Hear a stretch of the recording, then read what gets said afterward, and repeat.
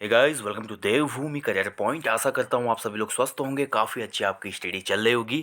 तो देखिए दोस्तों, फाइनली 4 और 5 दिसंबर को आपका वीडियो वीपीडीओ का जो ग्रेजुएट लेवल का एग्ज़ाम है वो डेट यहाँ पे आयोग ने फिक्स कर दी है। आपका 3 पालियों में एग्ज़ाम होगा, 1 शिफ्ट में 4 तारीख को और 2 शिफ्टों में 5 तारीख को। तो सभी अभ्यर्थियों को पहले तो एग्ज़ाम के लिए ऑल द बेस्ट है। नर्वस नहीं होना है, पहले बोल रहा हूँ। खूब रिविजन करना, अभी भी टाइम है, 15 दिन का पूरा टाइम है। आपने ज़्यादा से ज़्यादा प्रैक्टिस सेट लगाने हैं इस दौरान, और ओल्ड सॉल्व पेपर जितने भी हैं आपने उनको देखना है। उसके साथ साथ परीक्षा वाले और कुछ हमारे लूसेंट सामान्य हिंदी के जो चैप्टर वाइज एमसीक्यूज हैं उनको भी आपने क्या करना है, रिवीजन करना है। ठीक है। बाकी देखिए, मैं हमेशा बोलता हूँ आप लोगों को, ये टेस्ट सीरीज आपने फॉलो करनी है। आज सामान्य हिंदी का 90वां भाग है। हमने उत्तराखंड जीके टेस्ट के 100 भाग कंप्लीट कर लिया है। सामान्य अध्ययन जीएस वाली टेस्ट सीरीज के 70 भाग कंप्लीट हो चुके हैं। अगर आज नया स्टूडेंट इन टेस्ट सीरीजों को देख रहा है, तो अगर ये तीनों टेस्ट सीरीज भी आप फॉलो करते हैं ना यूट्यूब वाली फ्री में, तो इससे आपको 100% बेनिफिट मिलेगा आपके अपकमिंग एग्जाम में। ठीक है। इसके अलावा देखिए, हमारी वेबसाइट है एक, जहाँ पर आपको हिंदी और उत्तराखंड जीके के टेस्ट मिलेंगे। himavantyuk.com, अपने ब्राउज़र में जाके himavantyuk.com टाइप कीजिए और फ्री में वहाँ पे टेस्ट सीरीज अटैम्प्ट कीजिए। इसके अलावा पेड अगर किसी को करने, तो पेड टेस्ट सीरीज भी हमारी मौजूद हैं हमारी एप्लीकेशन देवभूमि करियर पॉइंट पे। गूगल प्ले स्टोर से डायरेक्ट डाउनलोड कर सकते हैं। नहीं मिलती है तो इस वीडियो के डिस्क्रिप्शन बॉक्स में लिंक है, वहाँ से भी डाउनलोड कर सकते हैं। डाउनलोड करने के बाद एज ए स्टूडेंट रजिस्टर्ड करना है। फिर एप्लीकेशन के स्टोर पे आपको पेड टेस्ट सीरीज मिल जाएंगी, 50 प्रैक्टिस सेट। इसके साथ साथ वरियस कोर्सेज भी आपको वहाँ पे मिल जाते हैं, लेकिन फ्री में भी बहुत कंटेंट है। ये हिंदी वाली जो टेस्ट सीरीज है, इसमें आपको हिंदी के बहुत से डिस्क्रिप्टिव सेशन भी मिलेंगे। ऐसे उत्तराखंड जीके के 100 टेस्ट का मतलब समझ लो, एक टेस्ट में 20 से 30 क्वेश्चन होते हैं। तो 100 टेस्ट यानी कि आपका 2000 प्लस क्वेश्चन हो गए। हिंदी में आज 1800 प्लस क्वेश्चन हो जाएंगे। ऐसे जीएस में 70 यानी कि 1400 प्लस क्वेश्चन हो गए। कंप्यूटर के भी टेस्ट सीरीज है, आप देखना चाहें तो। ठीक है। तो इनको फॉलो करो भाई, और एग्जाम टाइम से पहले ये रिवीजन के बड़े काम आते हैं टेस्ट सीरीज है, तो इनको फॉलो करना है। तो चलिए, आप शुरू करेंगे सामान्य हिंदी टेस्ट 90। ठीक है। तो अच्छे अच्छे क्वेश्चन है इसमें भी। पहला क्वेश्चन आपके सामने स्क्रीन पे, गूलर का फूल मुहावरे का सही अर्थ क्या है?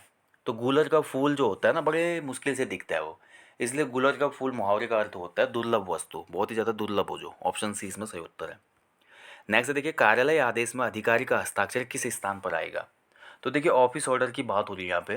देखिए, मैंने कार्यालय पत्र के जो एग्जाम्पल है आपको इस पे वीडियो दिया हुआ है। इस पे पूरा मतलब क्वेश्चन दिए हैं एमसीक्यू का, पत्रकारिता जनसंचार से जुड़े महत्वपूर्ण क्वेश्चन को भी मैंने दिया था हाल में वीडियो। वो एक बार देख लेना आप। ठीक है। 40 प्लस क्वेश्चन है। तो कार्यालय आदेश क्या होता है, इसके अलावा जो हमारा विज्ञप्ति क्या होती है, अधिसूचना क्या होती है, संकल्प या संस्थाव क्या होता है, रिमाइंडर क्या होता है, सभी पत्र हमने डिस्कस किए हुए हैं। कार्यालय आदेश की बात करें तो इसमें जो हमारा हस्ताक्षर होता है अधिकारी का, वो नीचे दाहिनी ओर होता है। ठीक है। नीचे होगा दाहिनी ओर। कैसे? मान लीजिए ये पन्ना है कार्यालय आदेश का, तो यहाँ पे होगा ये। ठीक है, नीचे दाहिनी ओर। ऑप्शन ए सही है। चलिए अगले क्वेश्चन की तरफ बढ़ते हैं। हिंदी स्वरों का वर्गीकरण जब जीव के भाग के आधार पर किया जाता है, तो निम्न में से कौन सा भेद इसके अंतर्गत नहीं आएगा? तो देखिए, ये आपके डिस्क्रिप्टिव जो टॉपिक है इनको पढ़ना पड़ेगा आपने। हिंदी में 20 नंबर। भाई हिंदी जो है बहुत इंपॉर्टेंट है, आप हिंदी को हल्के में ना लें, मैं हमेशा बोलता हूँ। क्योंकि जीएस और उत्तराखंड जीके का पोर्शन और रीजनिंग सभी लोग करते हैं। हिंदी में जिसका वेल स्कोर रहता है उसके चांसेस और ज़्यादा बढ़ जाते हैं सिलेक्शन के। तो 20 नंबर की हिंदी में से 16-17 प्लस स्कोर होना चाहिए। 15 प्लस तो होना ही चाहिए आपका। ठीक है। तो देखिए, हिंदी में स्वरों का वर्गीकरण जीव के भाग के आधार पर जब हम करते हैं ना, तो ये 3 प्रकार का होता है: अग्र स्वर, मध्य स्वर और पश्च स्वर। इसमें जो विवर्त स्वर है ये इसका एग्जाम्पल नहीं है। ठीक है। जीव के आधार पे विवर्त स्वर वाला जो एग्जाम्पल है ये मुख के आधार पे है। मुंह खोलने के, मुंह का द्वार कैसे खुलता है, मुंह द्वार खुलने के आधार पर स्वर के 4 भेद होते हैं: विवर्त स्वर, अर्ध विवर्त स्वर, और अर्ध संवर्त स्वर और संवर्त स्वर। ठीक है। तो यहाँ पे अग्र स्वर, पश्च स्वर, मध्य स्वर, जिह्वा के आधार पे है भेद। तो ऑप्शन डी हो जाएगा इसका उत्तर। निम्न में से पार्श्विक ध्वनि कौन सा है? तो इनमें से पार्श्विक जो हमारा व्यंजन है वो कौन सा होता है? तो पार्श्विक व्यंजन होता है इनमें से, राइट आंसर है ऑप्शन बी, ल। ठीक है। ल जो होता है पार्श्विक होता है। र जो होता है प्रकंपित होता है। प्रत्येक में कौन सा उपसर्ग होता है? तो प्रत्येक जो शब्द है कई बार पूछा जाता है। देखिए, मैं हमेशा टेस्ट सीरीज में ऐसे क्वेश्चन आपने देखे होंगे ना, रिपीट होते हैं, लेकिन आयोग भी इनको रिपीट करते हैं। आपने देखा होगा, प्रत्येक शब्द बहुत बार पूछा जाता है कि कौन सा उपसर्ग होता है इसमें। प्रत्येक में प्रतिधन एक, यानी कि प्रति जो है उपसर्ग हो गया इसमें। ठीक है। Option B.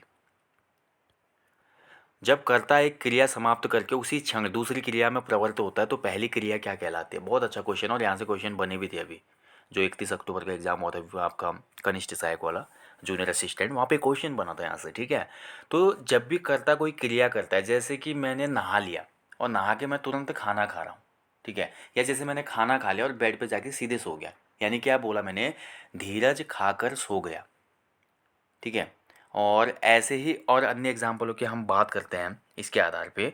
तो जैसे कि मैं बोलूँ एग्जाम्पल, एक एग्जाम्पल और देते हैं, देखिए जैसे मैं बोलूँ कि उसने नहाकर भोजन किया, उसने नहाकर भोजन किया यानी कि नहाया पहले फिर भोजन किया, यानी कि एक क्रिया समाप्त करके उसी क्षण दूसरी क्रिया में परिवर्तित जब होता है तो ये क्रिया कहलाती है हमारी क्या, ऑप्शन सी पूर्वकालिक क्रिया।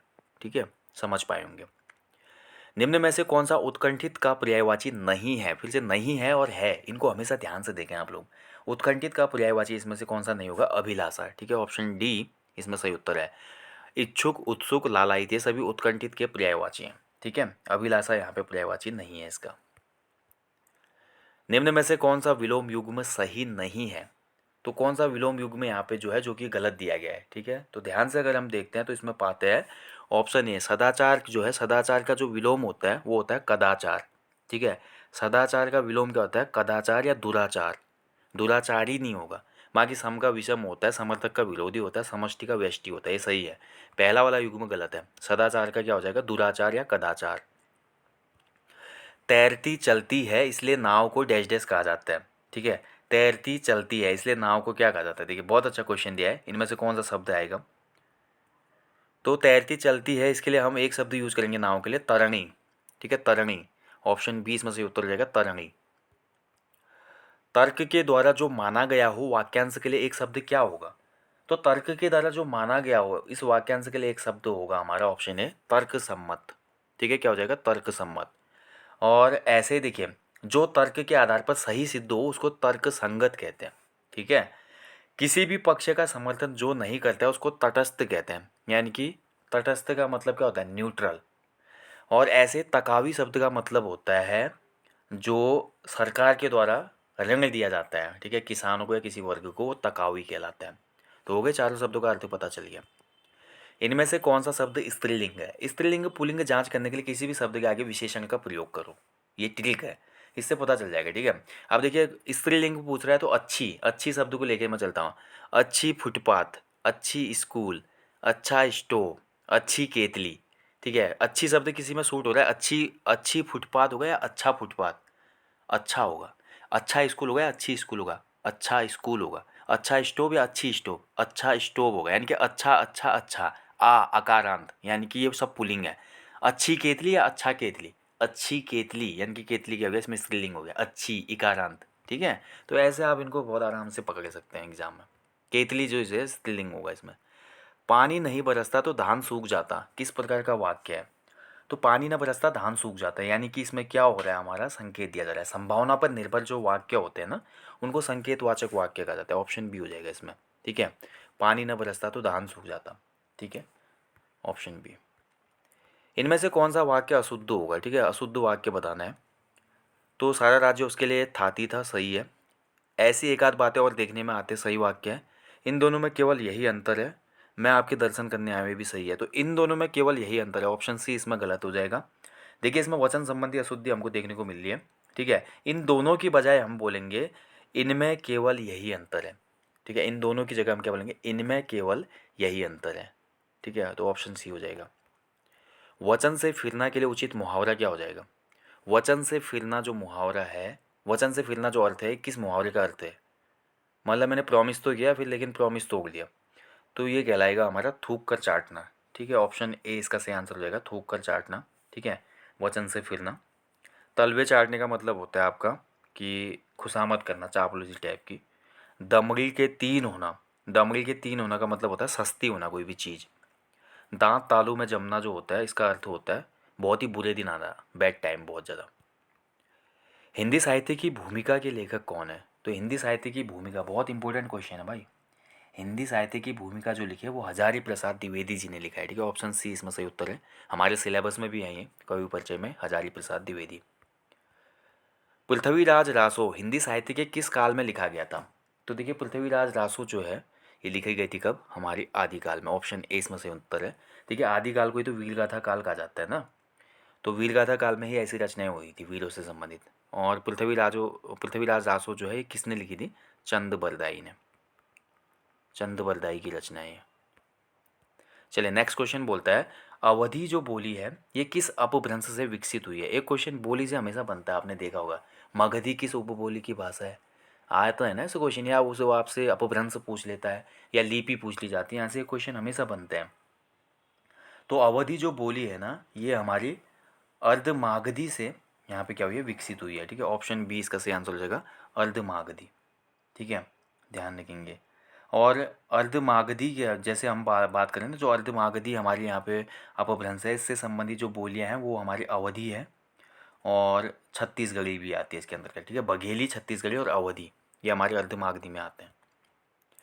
अधिसूचना के संबंध में कौन सा कथन गलत है? तो दिए गए विकल्पों में से अधिसूचना जो जारी होती है इसके संबंध में रॉन्ग स्टेटमेंट हमको बतानी कौन सी है। तो गजट में प्रकाशित होता है अधिसूचना, बिल्कुल सही है। राष्ट्रपति और राज्यपाल की ओर से जारी होता है, बिल्कुल सही है, क्योंकि गजट इनकी तरफ से, राजपत्र जो होता है ना, भारत का राजपत्र होता है, इसे विज्ञप्ति भी कहते हैं, सही है। इसमें प्रेषक का उल्लेख होता है, ये गलत है। ठीक है, अधिसूचना में कोई भी प्रेषक नहीं होता है, इस चीज़ का हमेशा ध्यान रखेंगे, ये कथन गलत है इसमें। अभीष्ट का संधि विच्छेद क्या होगा? तो अभीष्ट का संधि विच्छेद हो जाएगा हमारा ऑप्शन डी, अभिधन इष्ट। ठीक है, अभिधन इष्ट यानी कि अभीष्ट, ई धन ई बराबर क्या हो रहा है, बड़ी ई, यानी कि इसमें कौन सी संधि हो जाएगी भाई, दीर्घ संधि हो रही है इसमें। ठीक है, कौन सी संधि, दीर्घ संधि, ध्यान रखेंगे। लास्ट क्वेश्चन है टेस्ट का, देखिए, निम्न में से कौन सा दीर्घ स्वर है? तो दिए गए विकल्पों में दीर्घ स्वर बताना है आपने। तो दीर्घ स्वर इसमें देखिए, जो ऊ है हमारा, छोटा ऊ है, ये तो ह्रस्व स्वर है। ए जो है संयुक्त है, ओ संयुक्त है, यानी कि आ जो है ये दीर्घ स्वर है। ठीक है, ध्यान रखेंगे, आ इसमें दीर्घ स्वर हो गया। देखिए दीर्घ स्वर कितने होते हैं? तो दीर्घ स्वर 3 होते हैं। एक तो आ, उसके बाद हमारा बड़ी ई, ऊ। ठीक है, ये दीर्घ स्वरों में रखा जाता है। ठीक है, इन तीनों को। और इसके बाद जैसे हमारा ए आई ओ औ जो होता है, संयुक्त स्वर होते हैं, इस चीज़ का ध्यान रखें। और जो इंग्लिश का ओ होता है, डॉक्टर वाला आ जो होता है, ये हमारा आगत स्वर माना जाता है। ठीक है, इसका हमेशा ध्यान रखें। और मूल स्वर कितने होते हैं? मूल स्वर 4 होते हैं हिंदी में, अ, छोटी ई, छोटा ऊ और री, ये मूल स्वर होते हैं। ठीक है, हमेशा ध्यान रखें। तो ये था दोस्तों हिंदी टेस्ट, आपने देखा 90, आई थिंक आपके 20 में से 20 मार्क्स इसमें आए होंगे जिनकी अच्छी तैयारी है। बाकी जिन लोगों ने 50 प्रैक्टिस सेट फॉलो किए थे उनके लिए ये बात नहीं है, लेकिन जो नए लोग आज टेस्ट में आए हैं, अभी तक 50 ग्रुप सी प्रैक्टिस सेट नहीं लगाए आपने, तो लगाइए एग्जाम से पहले। ये वीडियो वीपीडीओ, पटवारी, उत्तराखंड पुलिस, जो भी ग्रुप सी का एग्जाम है जनरल सिलेबस का, उसके लिए बहुत ज़्यादा बेनिफिशियल है। Okay, so thank you for watching guys. अपना ध्यान रखें, अच्छे से स्टडी करें। जाने से पहले हमेशा की तरह अपने जीवन में पेड़ लगाएं और लोगों को भी बहुत ज़्यादा मोटिवेट करें पेड़ लगाने के लिए, क्योंकि जब ये जहान रहेगा तब हमारी जान रहेगी। अभी पॉल्यूशन का आप इफेक्ट देख रहे हैं, दिल्ली में इमरजेंसी जैसी कंडीशन हो गई है, लोगों को घरों से बाहर निकलने के लिए भी रोका गया है। और अगर हम पेड़ नहीं लगाएंगे और अपने इकोलॉजी, एटमॉस्फेयर की रक्षा नहीं करेंगे, तो कल के दिन ये कंडीशन हमारे लिए भी हो सकती है। वैसे भी आप देख रहे हैं कितना इफेक्ट देखने को मिलता है, नदी नाले ग्लेशियर सब जाके हमारे ख़त्म हो रहे हैं। रीज़न एक ही है, जितना ज़्यादा वनीकरण होगा और उतनी ज़्यादा ये चीज़ें कम होंगी, पॉल्यूशन का रेट घटेगा, सभी चीज़ें कंट्रोल में रहेंगी। ठीक है, तो इस चीज़ का हमेशा ध्यान रखें, अपने छोटों को, अपने आसपास मित्रों को भी इस बात के लिए प्रेरित करें, मतलब माफ़ कीजिएगा, मोटिवेट करें, प्रेरित करें। ठीक है, बाकी आपको मिलेंगे जल्दी टेस्ट सीरीज के साथ किसी और, तब तक आप लोग अच्छे से अपनी स्टडी करें, अपना ध्यान भी रखें। जय हिंद, जय उत्तराखंड, शुभ रात्रि।